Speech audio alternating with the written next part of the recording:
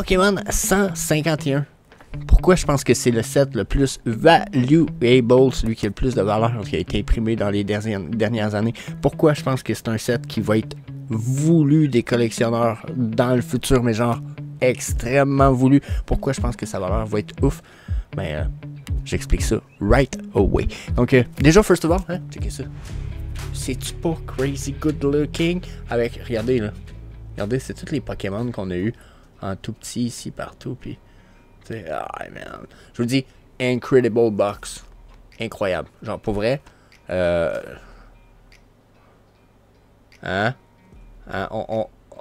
On aime ça, on aime ça.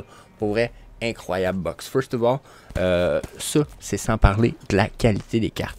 Mais, avant de voir peut-être la qualité des cartes, et etc., on va... je vais prendre la peine de comparer ce set-là avec un set en particulier qui se trouve être le Eevee Heroes.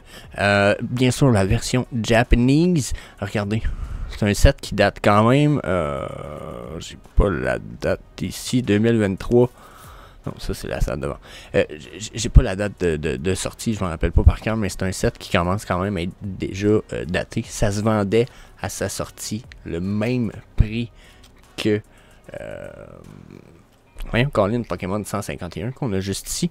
Ce qui veut dire dans les environs de... c'était 180, 150, 180 US qui doit revenir à environ 120, 150 euros environ. Regardez le prix en ce moment. J'ai juste ici dans le coin à gauche 451 euros pour une boîte de Pokémon Japanese Eevee's Heroes. Puis ça, c'est une boîte ungraded. Si on y va dans les graded, là, il n'y en a pas ici. Je sais même pas s'il y en a des gradés, en fait. Regardez. Il n'y a même pas de graded de ça. Mais ungraded, 500 euros la boîte. On parle d'un bon pactole pour une boîte de stuff quand même assez récent, ok? Puis si on prend la peine d'aller voir les cartes qu'il y a dans le set en plus, regardez la valeur des cartes non gradées en ce moment. Le Umbreon VMAX. 1500 euros la carte. Ok, ça c'est la boîte. Un Sylveon VMAX, 690 euros. 447 euros. C'est juste fou, là, les valeurs de les cartes qu'il y a là-dedans. Incroyable. Ok. Puis là, ben, les images ici sont pas très représentatives. Là, je ne les présenterai pas sur ce set-là. Je descends pour vous montrer. Là, on est rendu au moins à la 20e carte, peut-être dans les plus rares. Vous allez me dire, mais il y a encore des cartes qui valent 16 euros la carte. Un set incroyable, là, Eevee Heroes. On n'est même pas dans le Pokémon 151 encore, mais pour moi, c'est le set qui a le même potentiel, justement, à cause d'un point important, à cause des cartes qu'il y a à l'intérieur du set. Si on fait un survol, encore une fois, on reste dans Eevee's Hero, ok? Là, on parle pas de prix, là, mais on va aller voir, regarder les artworks des plus rares, mettons, là. On va juste prendre les plus rares, là. Regardez l'espèce de vibe des artworks qu'on a avec ce set-là, ok? Ça a une vibe qu'on ressent de Pokémon 151 puis qui est nostalgique au premier set de Pokémon. S'il y en a qui sont nostalgiques comme moi, même si vous ne l'êtes pas, vous...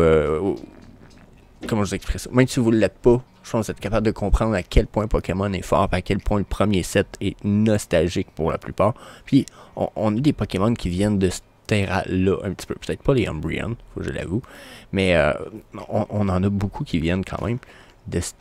Qui ont cette vibe un petit peu. Je sais pas si vous comprenez. Puis on a même... Là, je vais remettre les couleurs. Mais ils ont toute une... comment je dirais ça? Les artworks ont un petit quelque chose qui nous rappelle fortement, malgré le fait qu'on n'est pas dans la Season 1, exemple de Pokémon. On n'est pas les cartes du base set. Pour ceux qui connaissent, c'est les premières cartes Pokémon sorties. On a eu, justement, regardez la vibe qu'il y a ici. L'énergie que ça dégage, l'espèce de petits côtés cute, cool, dessin un peu. On a la même chose, je pense, avec... Regardez, Jolteon.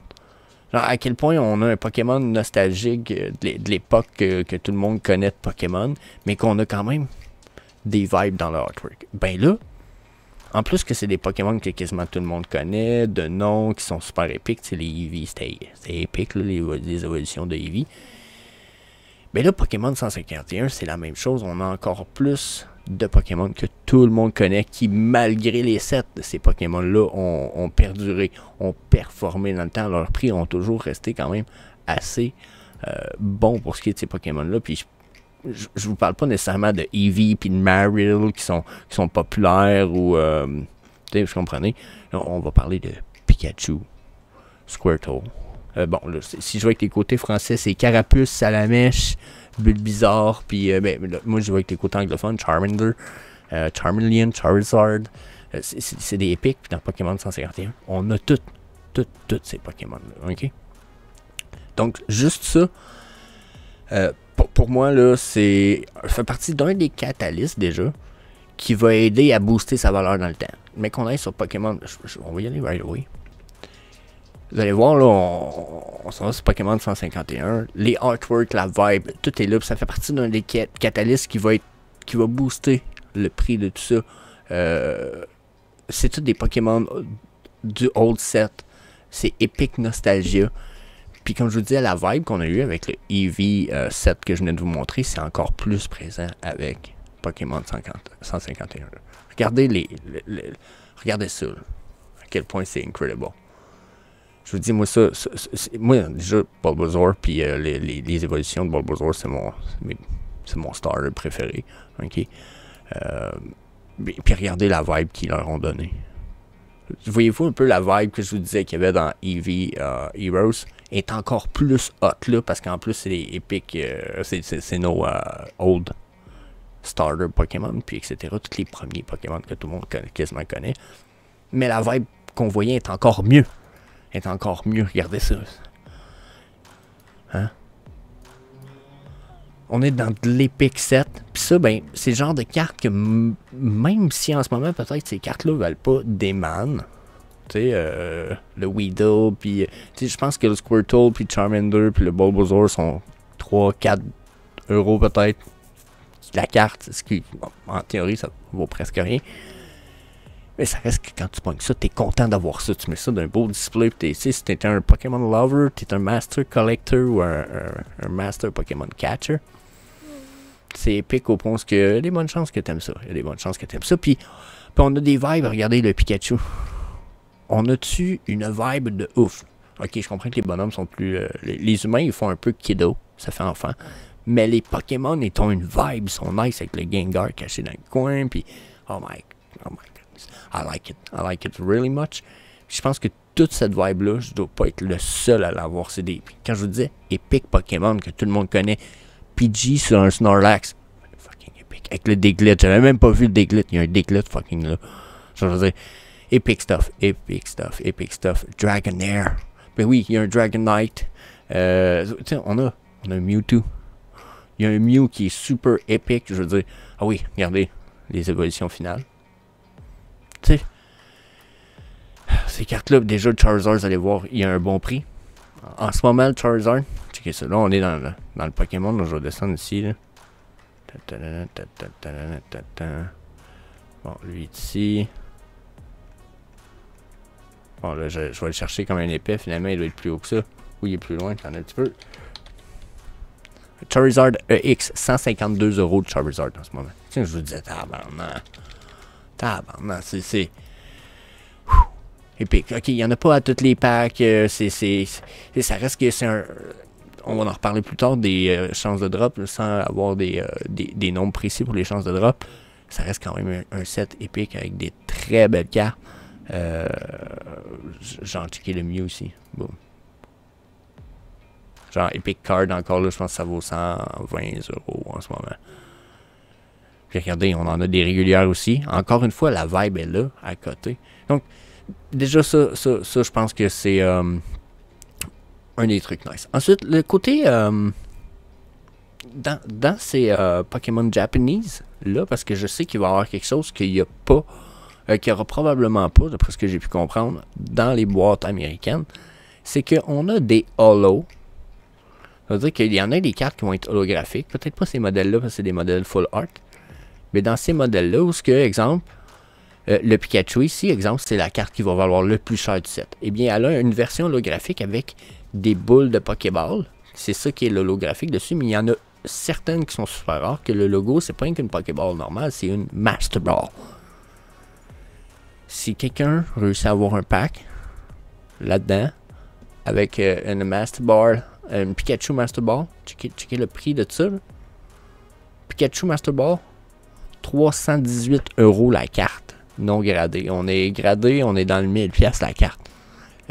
C'est un set qui est quand même sorti au Japon depuis quelques semaines. C'est assez surprenant. Puis, en plus, dans ce set-là, il y a encore un autre avantage, c'est qu'on a des trainer cards qui sont très populaires côté japonais, où ce sont des full art, mais il y a des secret art rares, ok? Où ce que ça se trouve être le trainer dans sa version full art, mais dans une version alternative. Puis, je vais essayer de revenir ici, vous le montrer adéquatement. Bon, je vais essayer de la trouver, un peu. Et voilà. Bon, vous voyez ici, Erika Invitation. Celle-là ici, la petite demoiselle. Eh bien, regardez ici, on a Erika Invitation, version Secret Art Rare. C'est la même chose pour le Giovanni Charisma. Giovanni vaut un peu moins cher. Mais des cartes qui sont quand même épiques. Plus la Gold Item, Stadium Card, Energy Card. On a un set fucking épique avec de bons catalystes. Déjà, comme je vous disais, ça, c'est des cartes comme super épiques rares. Je pense que c'est la deuxième set, carte la plus rare du set. 240 € en ce moment. C'est épique. Puis dans une boîte, comme ça, par 20 boosters, il est estimé d'avoir en moyenne une Secret Art rare ou une Secret rare ou une, mettons, une super épique. Puis c'est environ une Master Ball par pack. Fait que si on compare, exemple, encore une fois, avec Pokémon, attendez un petit peu, je sais pas si c'est le bon website, Pokémon Japanese Eevee Heroes, eh ben on avait, c'est comme si on avait moitié moins de chances d'avoir des cartes épiques, parce que dans ces boîtes-là, en ce moment, on a la chance d'avoir la Erika Card, exemple, ou une des secrets rares, plus la chance d'avoir une Master Ball par boîte. Fait que déjà, c'est comme double chance d'avoir de quoi de quand même épique. C'est sûr que la Master Ball, des fois, on peut pogner une carte de merde. Vous pourriez avoir un Bulbasaur Master Ball. Ça vaudra sûrement pas autant que le Pikachu.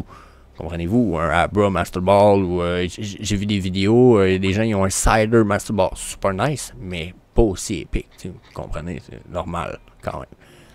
Mais, selon moi, il y a quand même un très bon potentiel. Il y a beaucoup de gens qui vont à la chase de ces Master Ball cards-là, parce qu'il y en a qui vont vouloir faire le Master Set, ils vont vouloir compléter le set de Pokémon au complet, 151, mais avec juste toutes les cartes de Master Ball pour chaque Pokémon. Donc, encore une fois, on a une espèce de création de la rareté ici.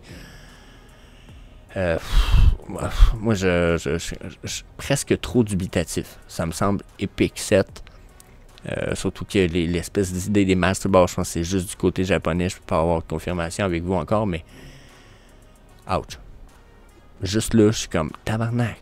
On a juste 3 boîtes pour Brothers Card Co. Puis je me demande s'il faudrait pas encore les d'autres boîtes en vitesse. Donc, je pense vraiment que ça va être incredible. Puis, peut-être une dernière chose qui est importante, c'est que là, Pokémon 151 comme ça a un avantage, c'est que c'est pas un set, surtout version Japanese, qui va être Print to Oblivion. Bon, Print to Oblivion, c'est un terme qu'il y a beaucoup dans le monde du physical card. C'est que c'est créé par millions et de milliards d'exemplaires dans la mesure où c'est genre de situation, ce qui crée des cartes, là, genre des millions de box, puis ils laissent ça traîner dans l'entrepôt, puis ils en vendent jusqu'à temps qu'il n'y en ait plus. C'est arrivé dans le passé, qui ont fait certains sets comme ça. Là, c'est un print on demand. Ça veut dire que selon leurs distributeurs, selon les demandes des distributeurs, ils vont réimprimer ou pas le set, puis c'est selon la demande. Si, exemple, ils vont faire une demande au distributeur, exemple, dans 1 mois, 2 mois, c'est peut-être déjà fait, peut-être dans 6 mois. Non, peut-être pas 6 mois, mais c'est moins long que ça d'habitude. Mais ils vont faire une demande, puis ils vont dire au distributeur, bon, là, vous avez sûrement vendu le premier stuff, vous en voulez combien si on en fait une deuxième batch? Là, les distributeurs vont faire leur demande, puis eux autres, ils vont imprimer généralement un peu plus ou un peu moins que la demande, puis ils vont libérer ça sur le marché, puis ça risque d'être tout. Donc là, ça veut dire qu'il n'y en aura pas qui va traîner sur des palettes, et des palettes, et des palettes, et des palettes par centaines trop longtemps. Ça va être limité. C'est le genre de set que, comme je vous disais, moi mon frère, on part Brothers Cards Co., qui est justement le site web que je vais vous présenter ici rapidement, qui a été fait par BBC, fait que soyez indulgents un petit peu. Mais pour l'instant, on en a 3 boîtes, mais il y en a une qui s'en va complètement au grading. tous les boosters vont être gradés pour mettre en inventaire parce que Brothers Card Co, ça va être ça, là, principalement, du stuff pour les collectionneurs. Donc, on fait grader le stuff un peu quand on est dans le physique. Ça fait pas mal plus épique. Le stuff vaut plus cher, conserve plus sa valeur et gagne plus de valeur avec le temps ainsi. Donc, c'est comme de minter son JPEG finalement. Hein? Pour ceux qui sont dans le NFT world. Parce qu'il y en a quand même une coupe ici. Donc là, beau petit set. Potentiel extrêmement bon. Je vous le dis, je pense que pour avoir surveillé un peu les derniers sets qui ont sorti de Pokémon, j'ai jamais vu un set aussi avec un aussi bon potentiel dernièrement. Contrairement à Magic the Gathering, que leur set est affreux dans les dernières années. Pokémon viennent de faire un asti de beau coup là.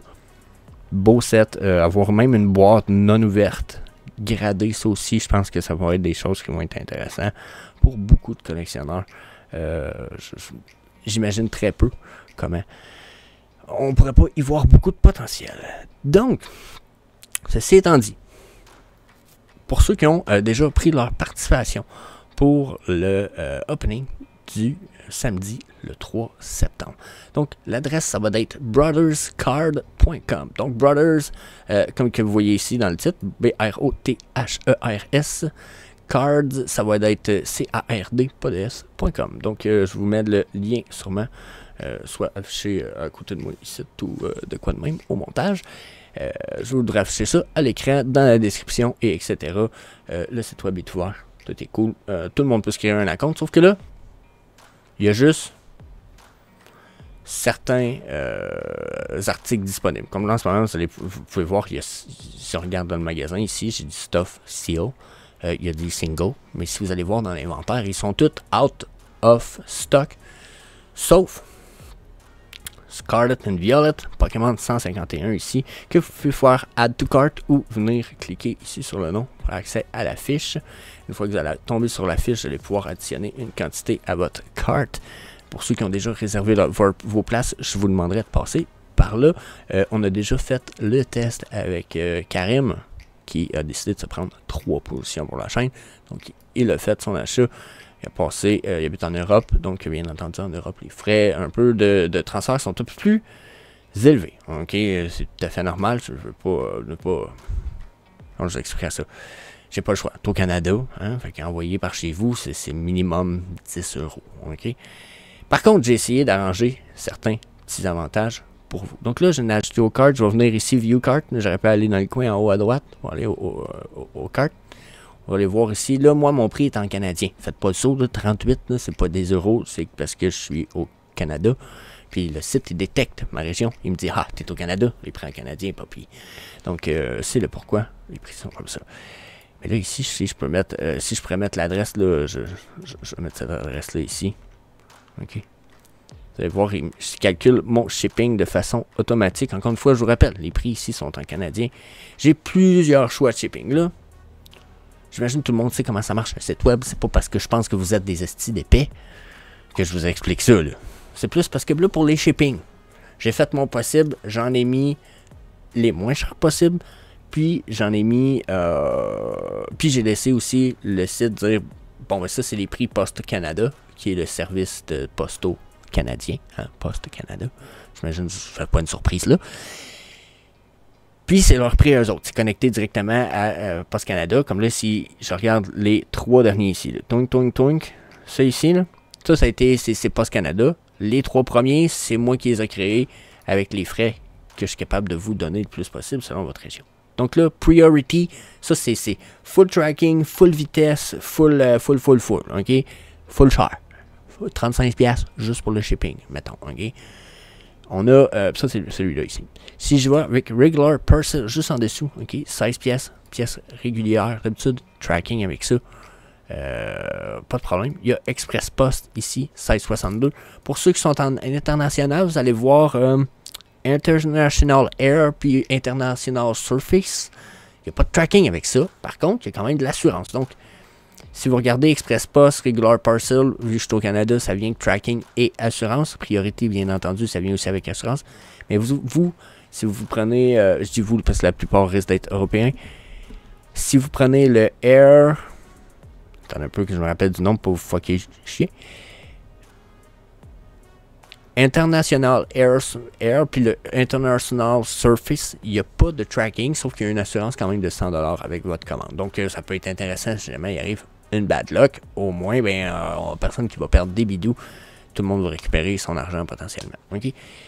Par contre, j'ai fait quand même 3 trackings réguliers maison. Je vais dire qu'il y en a un qui c'est juste une belle grosse enveloppe avec vos cartes bien protégées dans un top loader, etc. Okay? Où je vous mets vos cartes qui ont de la valeur, etc.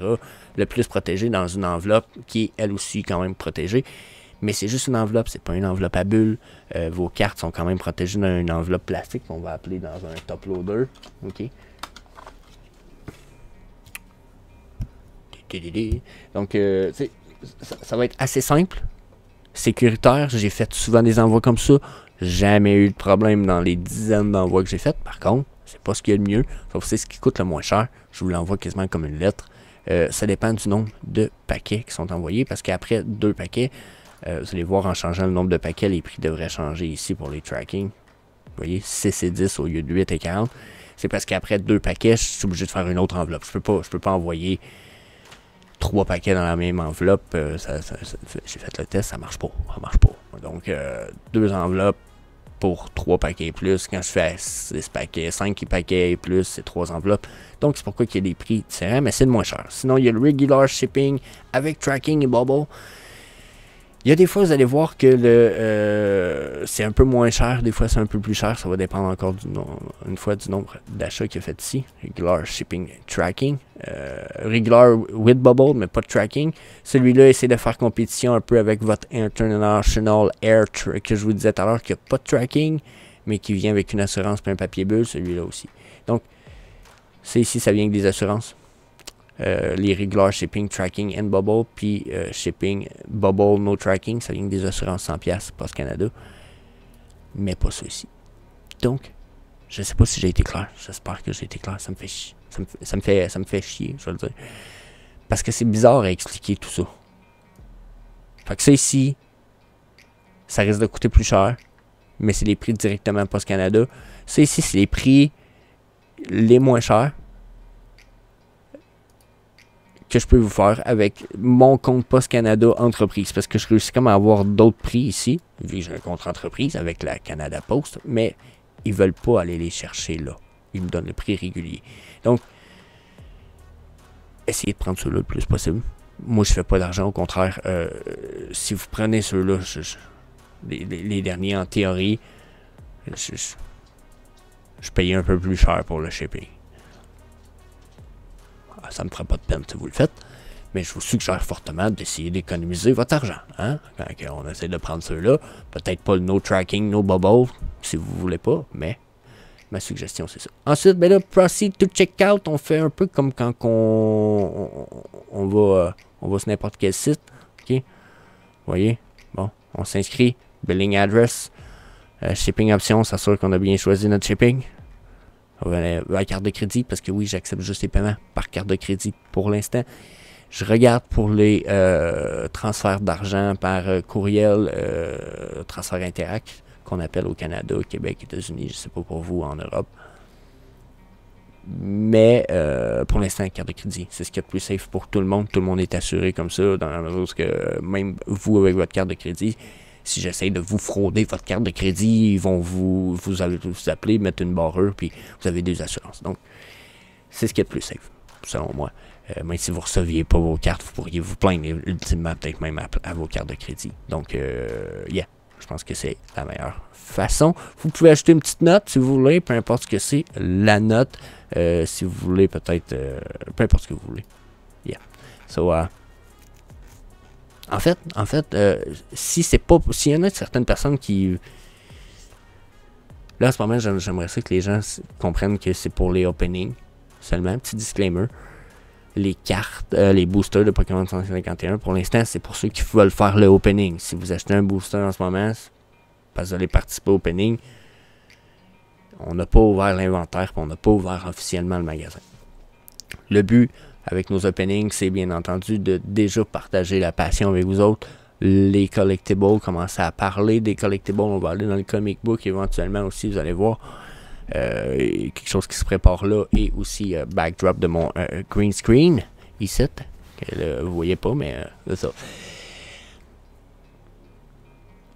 Mais le shop est pas officiellement ouvert dans la mesure où c'est cool, mais c'est pas un magasin encore. Puis le but, ça sera pas d'être un magasin régulier non plus. Le but, ça va être un magasin pour le stuff scellé de collectionneurs ou du stuff des singles, par exemple, prêt à être envoyés gradés, des jeux vidéo prêts à envoyer gradés parce qu'on les a trouvés sur le marché, ils sont en bonne qualité. On pense que quelqu'un qui veut mettre ça dans sa collection a un bon potentiel avec certaines pièces. On va offrir des services où ce qu'on va vous, surtout pour les Canadiens peut-être dans notre cas, où ce que on va prendre vos cartes. C'est bizarre de dire ça, c'est pas ça de même que je voulais dire ça. Où ce que vous allez pouvoir nous envoyer vos cartes en prévision du moment où nous, on va envoyer nos cartes chez PSA, chez Beckett, chez Wata pour faire grader. Eh bien, on va prendre vos pièces et on va les envoyer gradées en même temps. On va vous faire charger le prix que nous, on paye. On ne fera pas vraiment d'argent avec vous. On va juste faire des bundles de grading puis on va les envoyer en même temps. Comme ça, tout le monde va pouvoir éviter de se tromper dans la façon d'envoyer ses cartes au grading ou ses pièces au grading.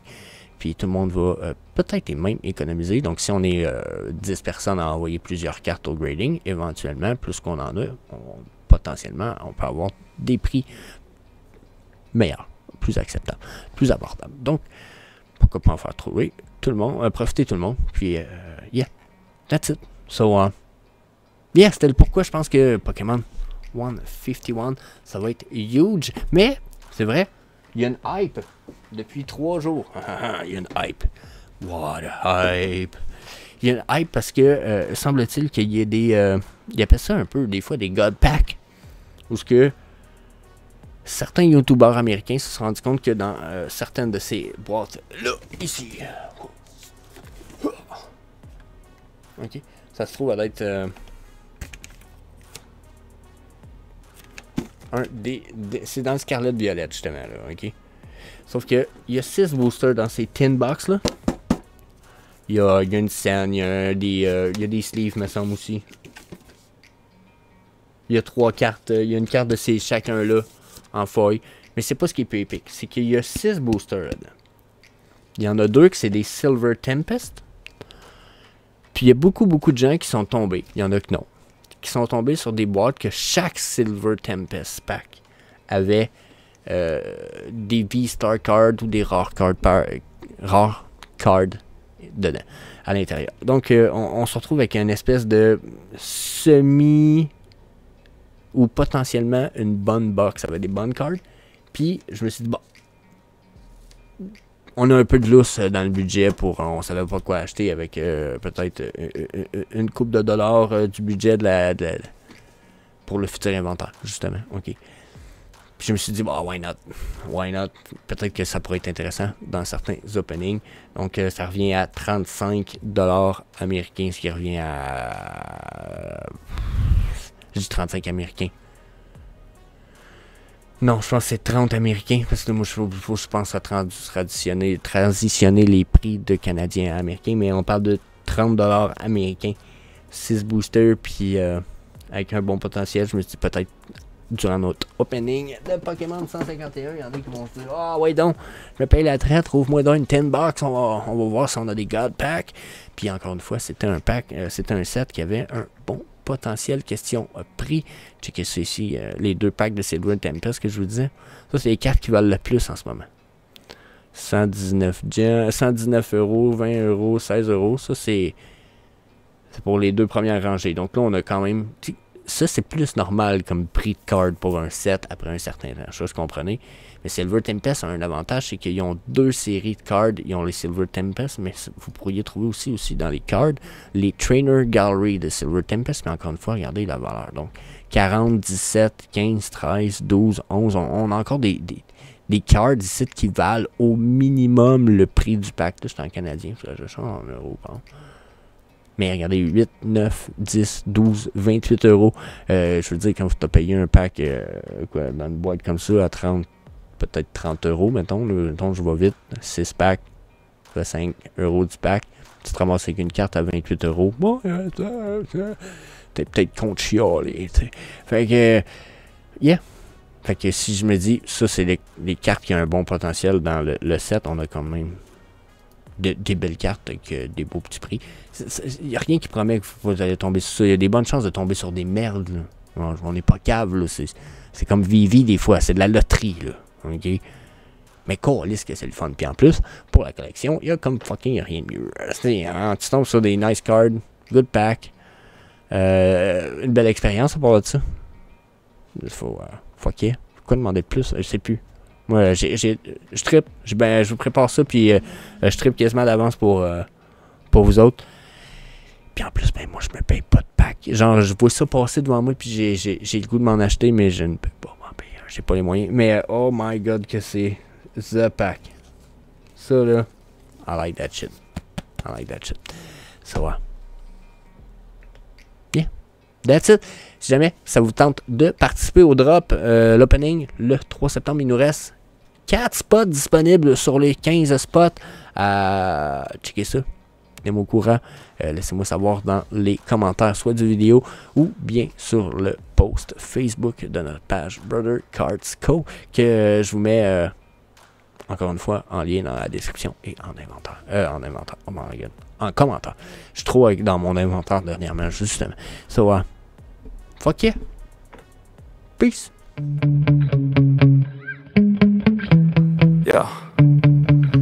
Sometimes I get so mad, there's no controlling me. My thoughts get so bad, I'm like, I might grab a bat, I don't know. My wrath, my blood boils over like, oh God, here goes. I lost all feeling from my head to my toes. You said some shit that I can't let go, so just stay tuned.